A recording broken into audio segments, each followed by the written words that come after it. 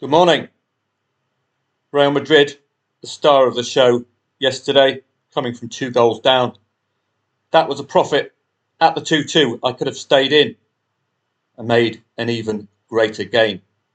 We've got a Paris Saint-Germain equaliser yesterday as well.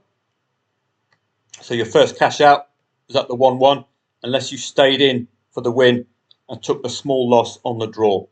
Now, there's no right or wrong answer with that. It will come off with the likes of Real Madrid. And when they're 2 goals down and you back them at about 5-1, 6-1, then that £10 loss on the draw, looking for the PSG win, doesn't seem so bad after all. So it's up to you if you stay into the end. Looking at Paris Saint-Germain, I think it would have been a good call, even though it's a wrong call. It's 1-1, 55 minutes. They're at home. They've got a whole of the second half to score that second goal. We've seen Barcola substituted late. He didn't perform on the night. He's the go-to man for the goals.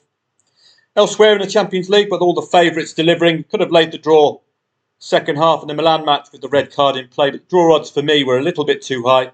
But having said that, they were a little bit too high because the red card was in play. Once you get the red card and then the draw ends and you've laid it, draw odds tend to rise to double figures. You get a really good swing. So that's one missed opportunity there. Got a PSG equaliser. Of course, you know the Real Madrid comeback. Stuttgart thoroughly deserved this. This is a really good example for you. Just take note of the odds. But it's what happens in play that counts. It's one-way traffic yesterday. Clear intent from Stuttgart, 22 goal attempts, 10 shots on, 6 off, 10 corners. This was a typical defence, Italian defence, the attack. Really solid from Stuttgart. Thoroughly deserved that win. That looked a real good bit of value if you trusted the in-play stats yesterday, which I hope you should have. We had English Championship, League One and League Two as well.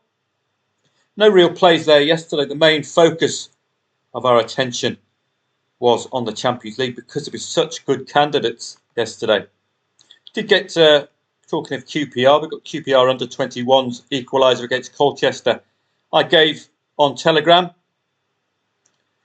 No, didn't really touch any of these yesterday. So it paid. Well, we did get Doncaster. I think looking for a Doncaster equaliser and Chesterfield. So we did get a couple. Yeah, it's all coming back to me now. Chesterfield equaliser, which I put forward, and at Doncaster with insurance. And as you can see, the insurance paying out there on the 0-1. As long as it stays 0-1, you come out relatively unscathed. So we got some calls in the lower tiers. All in all, a decent night. A better night if you hoovered up your greens at the 1-1s or at the equaliser. As in the case of Paris Saint-Germain, not converting that to a win. So I looked through some of the telegrams yesterday. This was me cashing out. I already got involved at the 0-1. So I was in a loss position at 0-1 once it became 0-2. I topped up at 0-2, as I've been telling people, particularly on the live stream. Averaging up, if you still have faith in the side, you can get out with a solid profit before the winner, as was the case here. But had I stayed in here, it would have been an excellent double figure, triple figure odds profit. Paris Saint-Germain, this was the profit at 1-1. So this is the dilemma you face. I call it the happy dilemma.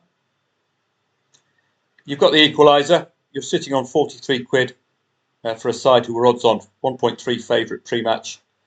You've got £10 on the loss. Now that is deliberate.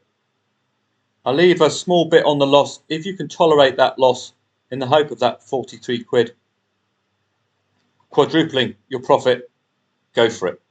If you want to hoover up your greens, take that £16.91 minus insurance premium, which would be very low indeed, and you get a nice green screen just at the 1-1. It is the Champions League, and perhaps that could be something to note, because you're not playing also rans in this Champions League. You're playing the top sides in each country. That was the initial play there. This was the insurance premium. And there's the Real Madrid initial play. See the decent odds. That was me starting off Real Madrid. Luckily, I didn't get this to you. This was at 0-1, and I still thought that was very good value at 0-1, 2.38.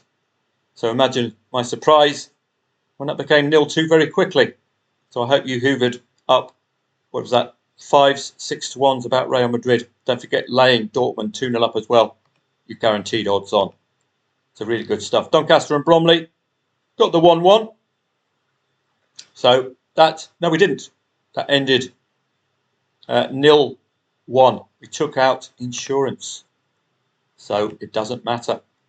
Chesterfield and Colchester, we got the 1-1. I didn't show you the green screen at the 1-1. So sorry about that. I was too involved with the Champions League. So some good calls yesterday. And I really hope you made a decent profit. It's going to be a similar story today with the Champions League. Again, take our lessons from yesterday.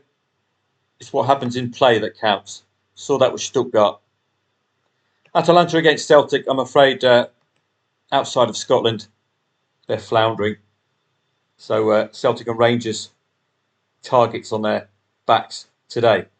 Bayer Leverkusen and Brest. I wouldn't discount Brest immediately, but you're expecting at least a goal before half-time for Leverkusen, who have been slightly quieter in the Champions League. Atletico Madrid and Lille. Well, Atletico Madrid have bought smartly. Got some really solid signings. Home advantage. Well, they got the win coming from behind at the weekend. This is the absolute humdinger. Derby-style match. It could be a 2-2, 3-3, 3-4, or it could be a tight 1-0 Barcelona win. Lewandowski, as ever, fascinating to watch, but not necessarily to trade. Benfica and Feyenoord. Well, a bit like the Scots, the Dutch seem to be lacking strength in depth in the Eredivisie, and they're likely to be found out. Benfica coming off the back of that emphatic win. Was it against Atletico Madrid? I think it was. Really stood out on the day. So let's see if we can find out. Yeah, 4-0. So they're going to be brimming with confidence. That was beyond expectation. Feyenoord are nowhere near the capability of Atletico Madrid defensively or in attack. So we're going to expect a comfortable evening for Benfica if they can build on that. They've got Vangelis, Pavlidis, the Greek goal machine as well. A couple of goals against England. He's going to be absolutely brimming. Man City, lambs to the slaughter, Sparta Prague. Wonderful in their home country because they've only got a bunch of also-rans to beat, apart from their fellow City side, Slavia and Poulsen. Likely to be carnage. 1.1 does bring with it expectations, but you saw the yesterday with Arsenal, 1.13. That ended 1-0. Manchester City, their only target is a win. So I wouldn't expect 3+ goals, but really the golfing class is just far too apparent. This is going to be a tricky encounter for Liverpool. You can't discount Leipzig. I discounted Leipzig at the weekend. They weren't showing much in the in-play stats. They had been a little hesitant pre-Champions League in the past, but they cruised to a very comfortable win against Leipzig. Have a look at their in-play stats. A little quiet, subdued. It's 5 shots for the whole match, but still 2 of them coming in. Any key player? Well, Simons and Orban. I don't know if they're consistent goal scorers. Liverpool are going to have to be on their guard. I wouldn't be backing Liverpool at 1.83. This is one of those matches you take in play. Look at the in-play stats. It could be a really, really tight battle. I have done the research for you if you want to look at the angles. Members only at footballtradingprofits.com. Salzburg and Dinamo Zagreb. Tough one to call, that one. As is, well, no, it's not. Young boys in Inter. Young boys are going to be out of their depth. But they probably going to be competitive and could be competitive up front as well. Braga and Bodo Glimt. Well, I wouldn't discount the Norwegians. Those of you who follow the Elite Syrian know they can be a goal machine. Galatasaray and the Elf. This could be an interesting one.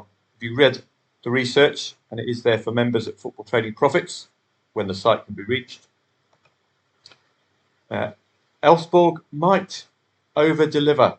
Galatasaray have had a couple of 1.25, 1-0 wins domestically, so that could be the sticking point for them. Now, there's not as many matches this week. Oh, there is. Oh, we've got the English Championship. So let's have a look at that. 2.4, 2.55, 2.6. The top three matches, incredibly difficult for the market makers to unpack. So you, as a trader, should realise that and default immediately to in-play stats with these matches. You saw that with Stuttgart yesterday. Quite obvious bias towards Stuttgart in play, but a bias towards Juventus with the market makers. Here, the market makers can't pick a winner. 2.4, 2.55, 2.6. So the only way you can play this match is via in-play stats. The preview might offer something, and I have previewed these matches for you. Millwall are playing Wayne Rooney Football Geniuses Plymouth, and they have been competitive. The Lions. We played them last week. At the weekend, we played the over 1.5 goals. They did go late. They got a late equaliser against Derby at home. Fans will be expecting a result here unless Wayne Rooney, football genius, can keep his hands off the grannies and off the pies enough to steer Plymouth towards a win. Middlesbrough, Sheffield United. This has got don't go anywhere near over 2.5 goals written all over it. Really has. You know Middlesbrough's defensive capabilities.